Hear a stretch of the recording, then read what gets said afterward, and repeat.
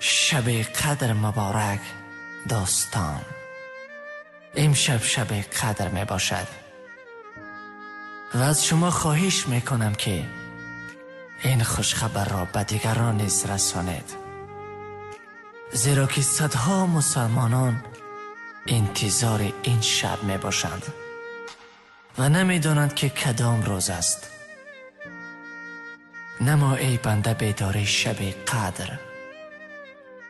شب عفو گناه است و شب صدر. در این شب هرچی می خواهی دعا کن که ستاره درخشد از تگ ابر. اللهم انک عفو تحب العفو فاعف عنی. شب قدر مبارک.